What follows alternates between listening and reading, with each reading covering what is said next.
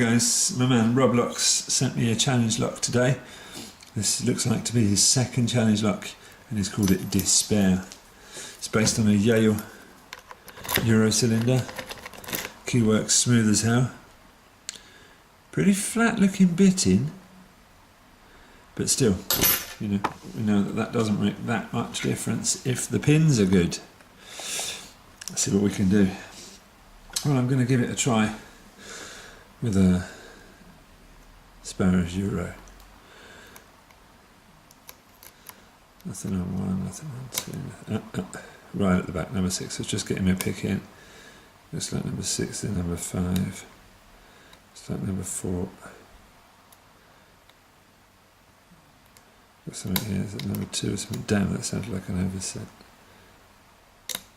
Little click on number 1, that kind of sounds like an overset as well, actually.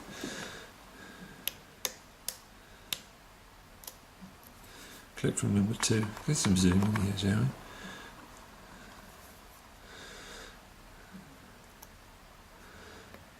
Down into the lock. What we got at the back. Scratching number 4. Got the scratch over number 3.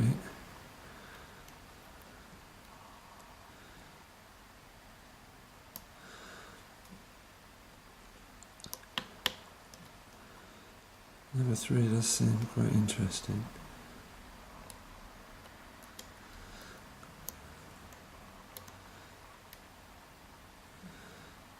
I think I've overset something.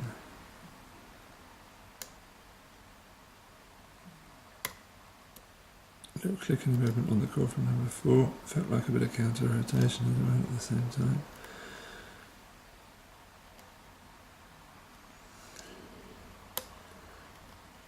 Same again. I think that was number 4 and number 5. Is this a 5-pinner or a 6-pinner? I haven't tried counting the pins.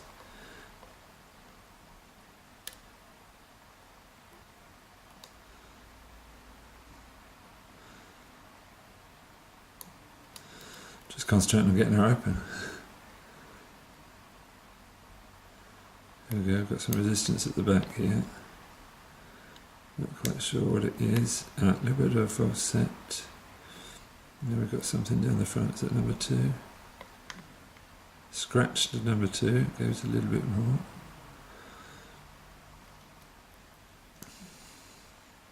Is that number 4 again?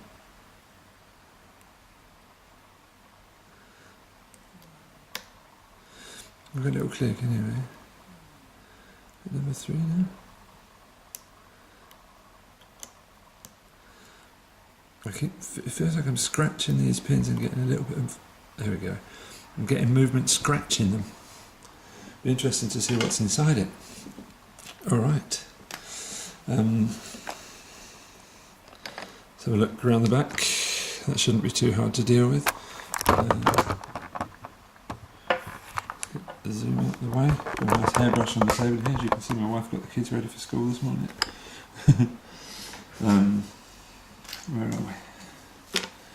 Going to get a shim, of course. Let's get into position here. Yeah. So we don't make a mess of this gutting. I do have the key, don't I? So maybe I should just close it back up. It's going to be easier. Right.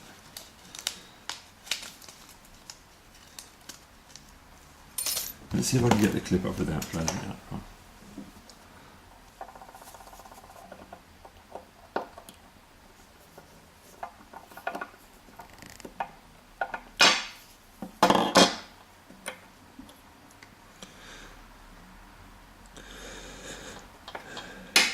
That was quite painless.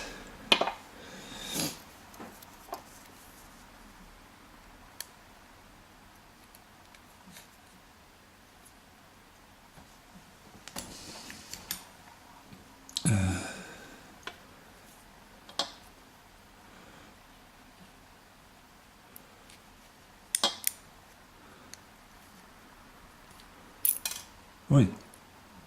Oh damn. bugger that up a little bit.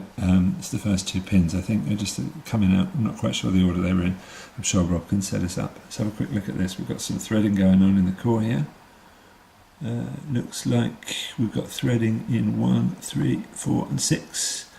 And I would say that 2 and 4 look to be undercut, something like that.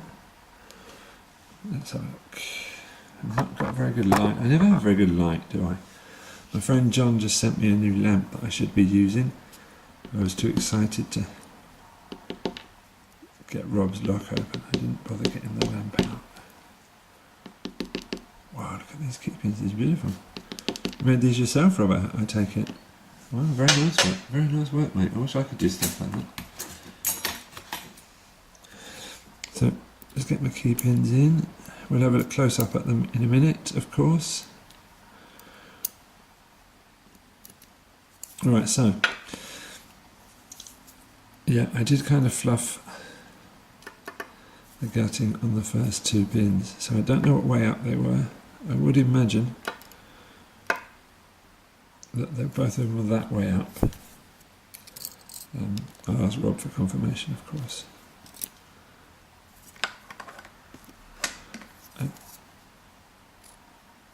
Let's go for the first spring. Alright. Oh my.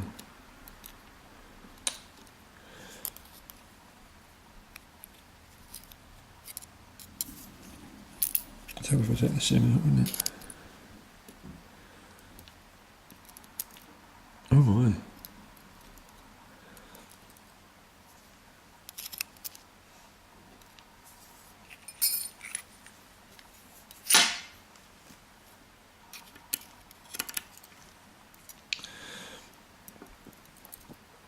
Wow, it's fantastic looking.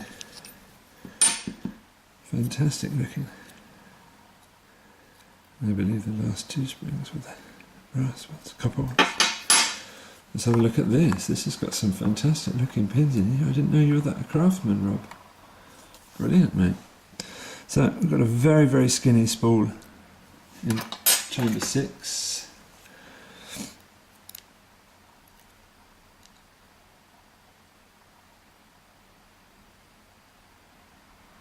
Got some crazy contraption going on. It looks lopsided. It looks like a spiral. Wow. And then we've got another kind of strange lopsided spool. And number 4. Classic serrated kind of chess piece. Wow. The kind of Christmas tree. These are amazing. And with their key pins, they're just about all serrated. At the back of the lock and at the front of the lock, it looks like we've got some relatively standard key pins. That has been altered a bit, I'm not quite sure how.